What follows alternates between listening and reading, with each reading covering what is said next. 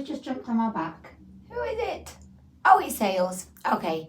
Like, this is what happens, like, in my house. You bend down for a minute and you end up with a cat on your back. Okay, maybe I'll just do the video like this.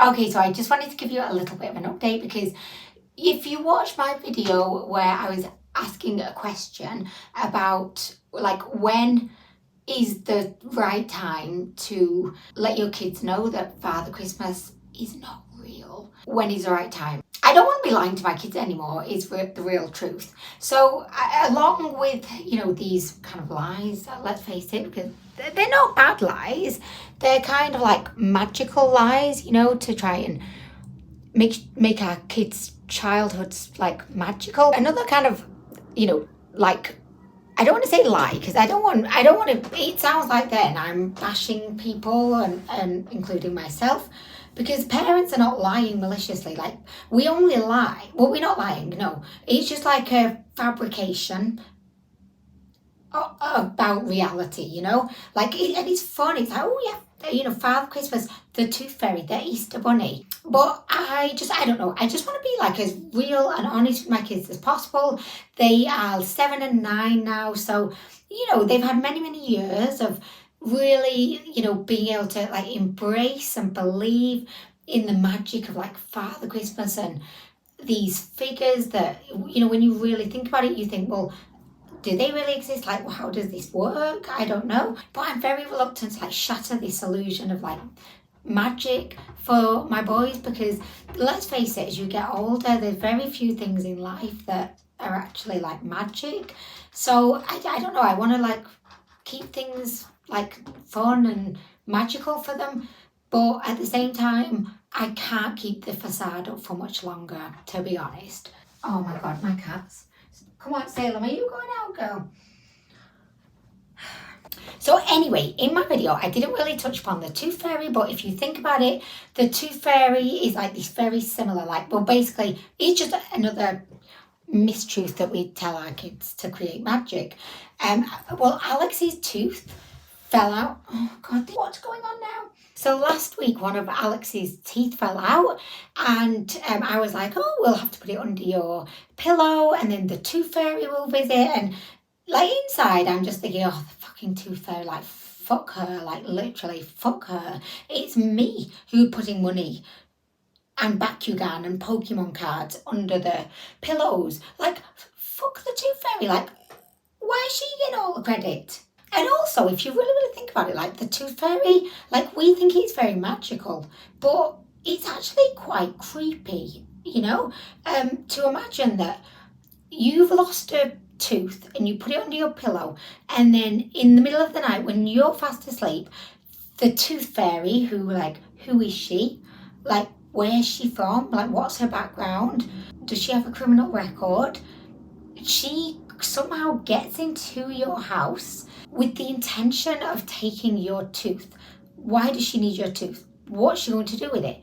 What is she doing with all the kids' teeth? Does she live in a cave that's made out of teeth? At every step, when you really stop and like actually think about it, and like think about like what we are telling our kids, it's kind of freaky. And I don't know why there's not more kids out there that are like really afraid of the Tooth Fairy, because to me, it's kind of scary. Like, she's coming in our houses, she's going under our pillows, she's taking our teeth. So I said to Alex, oh, the Tooth Fairy's going to come tonight, blah, blah, blah. I'm just hating myself inside for like going along with this. And then Alex was like, oh, well, I don't think the Tooth Fairy exists.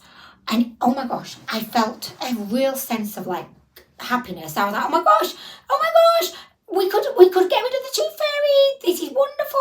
This is like a trial for maybe having the conversation about Father Christmas.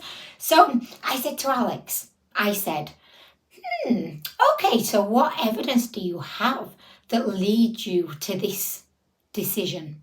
Because I was really keen to hear, like, you know, his explanation for why he was maybe questioning it.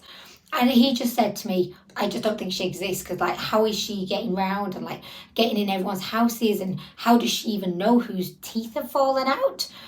So I kind of just took a second and I said, okay, it's clear you've actually thought about this critically. Well, let me tell you the truth.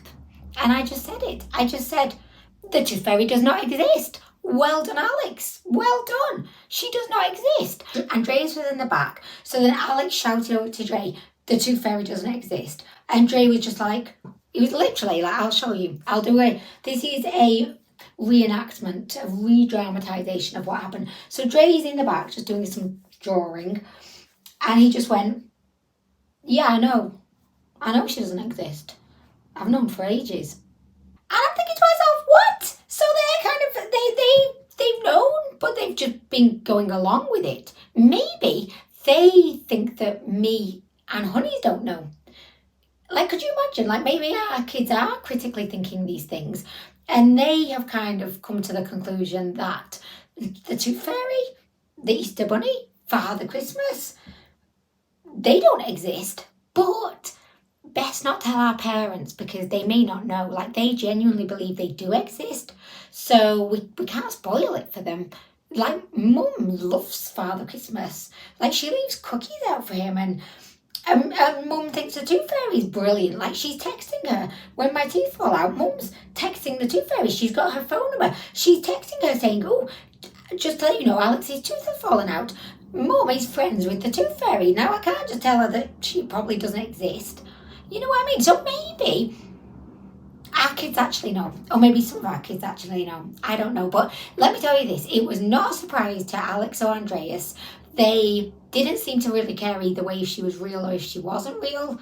Like, I don't think they were that invested. I know a lot of kids are. And I can only speak for, like, Andreas and Alex, but they were not bothered. Like, not bothered whatsoever. I think they were more bothered when I told them the toy shop was closed on a Sunday, because I did not want to go to the toy shop because I knew if I went, I would end up spending like £50. Like, so they were more upset when I told them, like, oh, the toy shop's not open today. That was more upsetting than the Tooth Fairy doesn't exist. They just weren't asked. But that kind of leads me on to my decision about Father Christmas, because ever since having that conversation with Alex about the Tooth Fairy, I've now just been thinking, because I've been like dropping hints, honestly. So like part of Alex's like explanation for why he'd come to the conclusion that the Tooth Fairy wasn't real was because he thought, well, how is she actually getting to everyone's house? Like, how does she get all over the world? How does she get in their houses? And I said to Alex, well, I said, oh yeah, no, that you're very right, because there's no way that just like one person could like be flying all over the world in one night and breaking into everyone's houses. Like, how does this happen? Because I was trying to, like, I was dropping hints about, like, think about Father Christmas. Like, who else does that? Who else are we told to believe that is flying around the world and visiting every single house where there's children in one night? You know, I'm trying to, you know, just like drop some Easter eggs there and hope that he picks them up. But we've not quite touched upon Father Christmas. For all I know, they already have worked out Father Christmas doesn't exist. So I'm having all of these like internal dialogues with myself, like for nothing. Oh, but I will tell you one like concern and one consideration that I don't think I'd really thought about that much, but this morning as I was getting the boys ready for school, Alex was telling me that he was going to tell his friends that the Tooth Fairy didn't exist.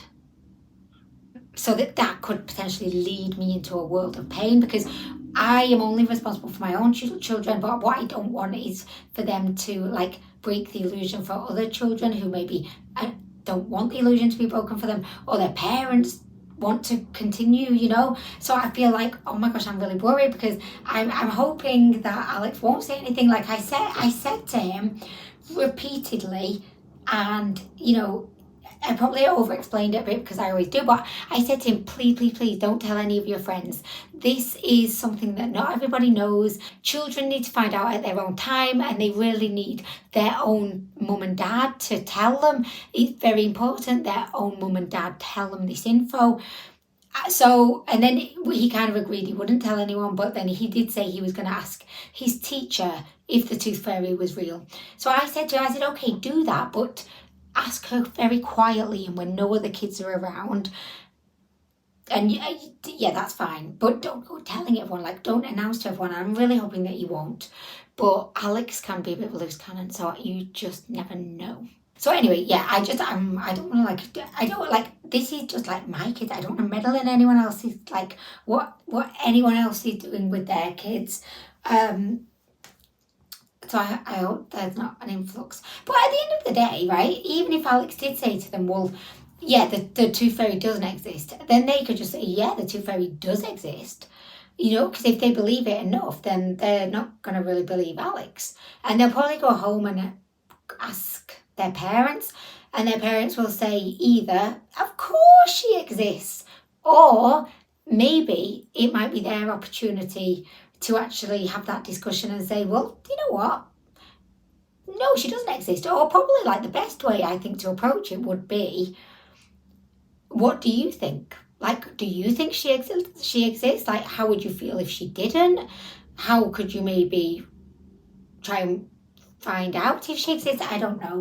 I just don't know. But anyway, guys, I just wanted to update you on that because if you think about it, though, it's kind of like, because I'm not religious, I'm an atheist, but in my mind, this is kind of similar, and I don't want to offend anyone. Like, I try not to mention religion ever because I just don't want to offend anyone. I think that everyone has the right to believe in whatever they want to believe in, and it's not for anyone else to try and persuade them otherwise. But in my mind, as an atheist, it's kind of like the Tooth Fairy, Father Christmas, Easter Bunny kind of.